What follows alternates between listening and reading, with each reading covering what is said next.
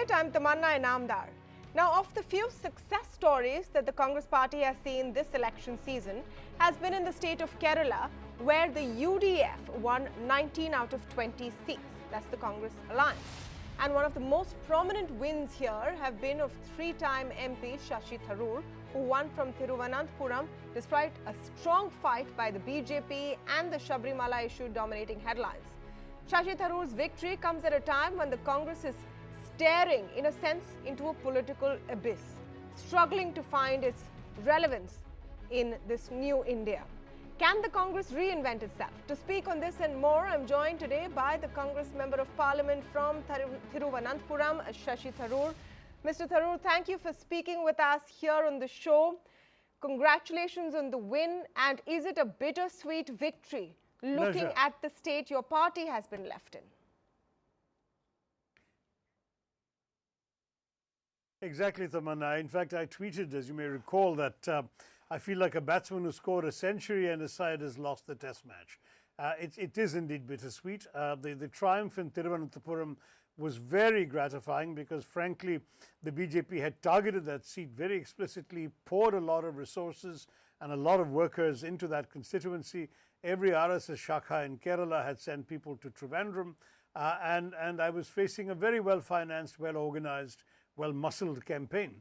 But I'm very proud that we were able to hold our own and actually increase the majority I had from the last election sevenfold, so that I kept the BJP in second place, but managed to attract enough votes to be able to transform the result into a decisive victory, and that is a very good feeling. Nationally, however, it's profoundly disappointing. I don't think any of us saw such a big defeat coming. I think bad news for us would have been if we had just made 100, but 52 is half of our lowest expectations, speaking at least for myself, and therefore it is a bit of a blow to recover from and to digest.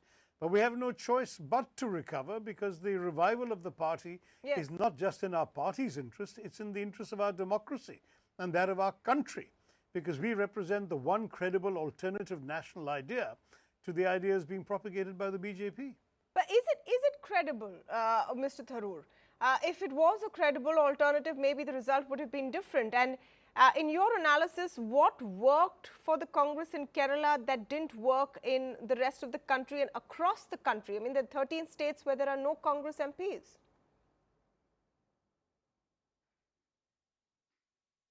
Yeah, well, in Kerala, there were a number of factors. First of all, I think the BJP's communal messaging hit a certain ceiling in Kerala, which ceiling has moved up a bit in other parts of the country. In Kerala, which is a very cosmopolitan state in the sense that we are used to living with people of different religions and different backgrounds, where our biggest festival, Onam, is jointly celebrated by Hindus, Muslims and Christians, where the minorities, quote unquote, don't have a minority complex. They feel just as equal in every respect in social, educational, cultural or economic terms as the Hindus, and a state in any case which has a significant number of non-Hindus. We're talking about 45%. All of that meant that the BJP's strongly communal message of Hinduism in danger, the Sabrimala agitation and so on, hit a certain ceiling. That is a factor that may be special to Kerala, to some degree to Tamil Nadu, which has a strongly agnostic and rationalist tradition in Tamil Nadu, but it declined, as it were, the further north you went. Secondly, Kerala has also tended to look very logically at issues like, for example, economics. I mean, we felt that economic self-interest would drive most people to vote against the BJP government. After all, unemployment is at a 45-year high. Farmers are in such great distress that record numbers are committing suicide. Yes. The closure of small and micro enterprises has been at unprecedented levels in the last couple of years because of demonetization. So we assume that people would say, well, the government that's done all this to us, our 6 din never came, we have to vote against them. And yet somehow they didn't. A young man who 5 years ago voted for Mr. Modi in the hope of getting a job, and still doesn't have that job, still voted for Mr. Modi. No, you know, why? We need to study this more Shashi Tharoor, may I just come in there, please? The danger of that analysis is, in a sense, that you're painting everyone else apart from the state of Kerala and Tamil Nadu, as more receptible to this communal message that you speak of? So bigoted in a sense and illogical, saying that they don't care about economy. Is that really how the Congress is seeing this verdict? No, no, no. Well, you came in then before I could add a couple of other factors. I think on the economic side, the one thing the Modi government did do right was deliver a certain number of development benefits to the poor in many parts of India. Now, we could have poked holes in some of those. For example, the Ujjwala gas cylinder scheme is a great idea, but since 90% of the beneficiaries couldn't afford to refill it, it's either used only occasionally or used once and not thereafter. Similarly, the toilets that have been built are a great idea, but 65% of them have no running water and therefore can't be used, can't be cleaned. Now, these are issues that nonetheless, I think, gave people the impression that this government is attempting to deliver some services, and so they got a certain boost from that. I'm not denying it. And there is a larger factor perhaps than both of these, and that is the extraordinary successful propagation of the image of Narendra Modi as this larger-than-life leader with his 56-inch chest and his determination, as people projected it, to keep India safe from all sorts of enemies, real and imagined, without and within. Now, all of that also fed into by the Balakot Pulwama incidents, which gave the BJP an opportunity to convert the election into a khaki election, a national security referendum. All of that were additional factors. Again, sitting in my perch in Kerala, where frankly the national security issue had very minimal resonance, I may have initially myself failed to underestimate the length of the depth of the impact it had in North India. Okay. But even then, if you were following the North Indian media, as I was trying to do, very clearly the impact, say about 10 days after Balakot, was pretty much over. Exactly. It wasn't front page news anymore. Okay, no, so yet, how come it managed to leave such a lasting impression? No, so since I have limited time with you and I want to take off from what you've said, and there are a couple of questions I must ask you. You talked about your view sitting from your perch in Kerala. Are you going to be satisfied remaining on that perch in Kerala, Mr. Tharoor, considering the massive crisis your party is going through currently, where there is a hunt on for a new leadership, where there is a sense that the current leadership has failed?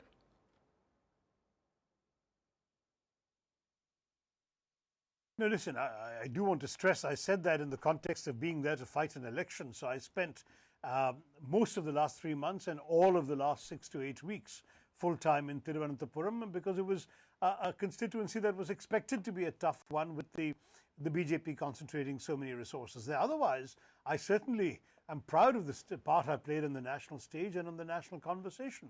I'm proud of the fact the party has repeatedly asked me to speak in Parliament on a number of key debates, and I hope to continue doing that, perhaps even more frequently, because sadly many of our parliamentary stalwarts bit the dust in the last election, and those of us who survive will have to bear a larger share of the burden. I'm prepared for that, and I'm ready to take on whatever responsibilities the party would like to give me, because I genuinely believe that what the Congress stands for is indispensable to the future of India and is indispensable to offering people an alternative view of what India is all about and how India should be than what the BJP with its Hindi, Hindutva, Hindustan kind of single-minded approach has been projecting. So what is the kind of larger role that you see that you could do very ably at this time for your party, Mr. Tharoor? Is it in the sphere of Parliament as a parliamentarian, or at a bigger role in the central workings of the party? Of course, the hunt is on for a new president as well. That's very flattering of you to mention me in the same breath, but I think clearly that role will be for somebody with extensive organizational experience. But in Parliament, I certainly am prepared to step up to the plate if asked and take on a larger burden in the Congress Legislature Party in the Lok Sabha. As far as I'm concerned, Parliament is a very important platform for us to be able to put forward an issue every day, and at the same time to be able to respond constantly to what the government attempts to project as as its view and its vision. I think these things can't afford to go unchallenged. At the same time, it's important for the Congress Party to show the nation that we have long been custodians of the national interest and we are capable of continuing to be that even in opposition. So a constructive opposition is something we can be, and I think it'll be good for the country and for its democracy.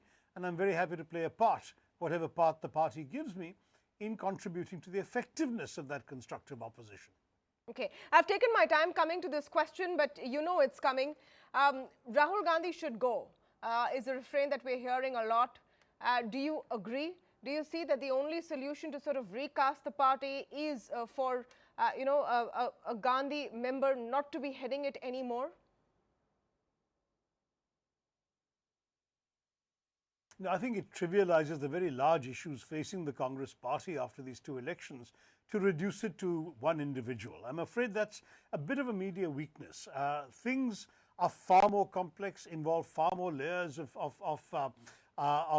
complexity that need to be tackled than moving one person. It's like moving one particular piece on a chessboard when there are so many other intricacies. Rahul Gandhi did win a record majority in his seat in Kerala. He lost in the north, but so did vast numbers of people, including many others who had held very senior responsibilities in the party.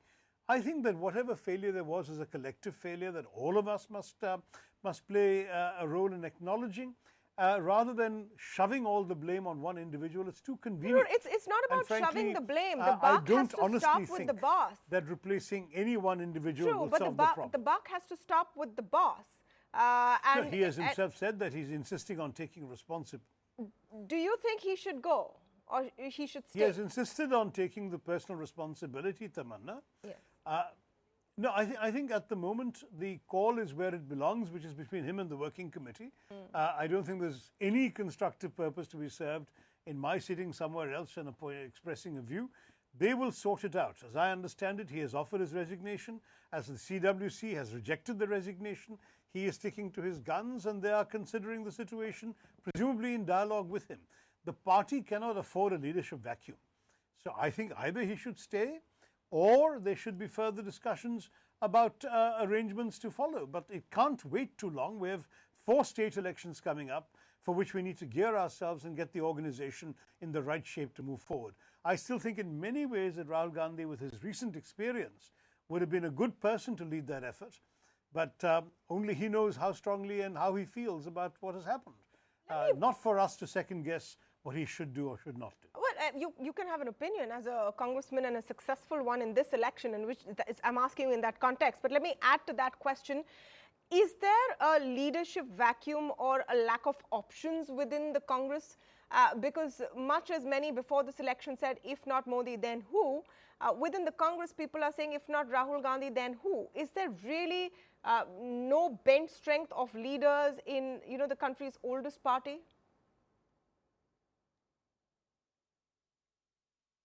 No, that's simply not an accurate way of putting it. First of all, as far as the leadership vacuum expression is concerned, I only meant it to refer to the 24-hour period that's just passed, in which we seem to have had a situation where the president is insisting on stepping aside and there isn't one. That's all I meant. It's not a congenital or chronic problem, because in fact, if anything, the Congress's bench strength looks very good in comparison to the BJP.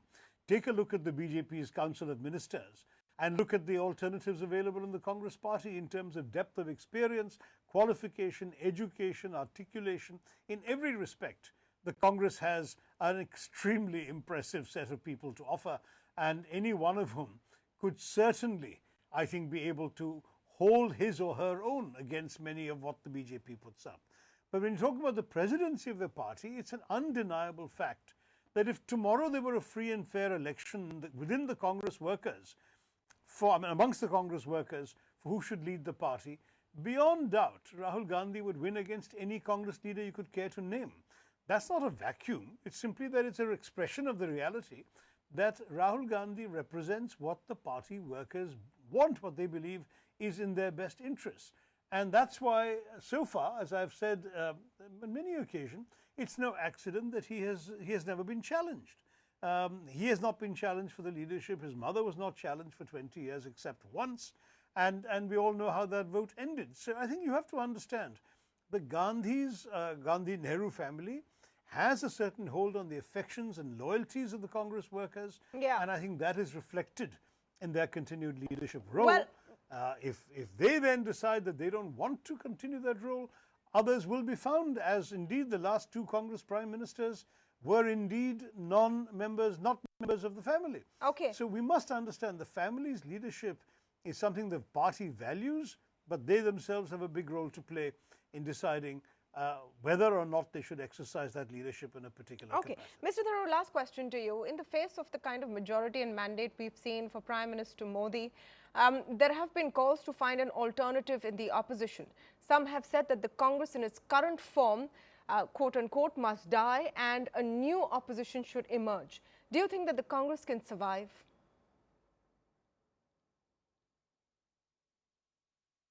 I don't think the Congress can die, because the Congress represents an idea that's very important for India, the idea of an inclusive nationalism, one that embraces all minorities, all religions, castes, creeds, regions, languages, which compose the wonderful diversity of our nation.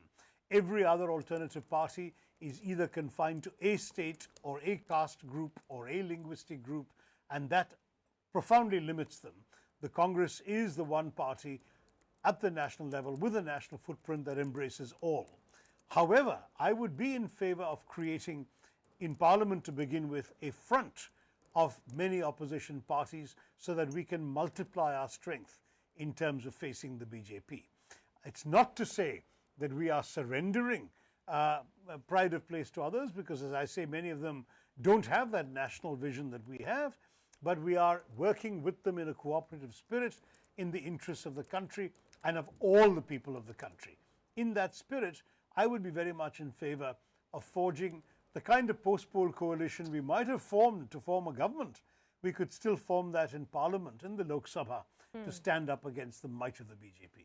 All right. Thank you for your time. Shashi Tharoor, one of the few success stories from the Congress party this election season, three-time member of Parliament from Thiruvananthapuram, mooting a coalition of sorts in Parliament to take on the BJP, which now has a brute majority. We'll take a very short break on India Development Debate. When we come back, we're talking about the challenges that the Modi government in its second avatar faces, especially on the social front. We're coming back with that debate.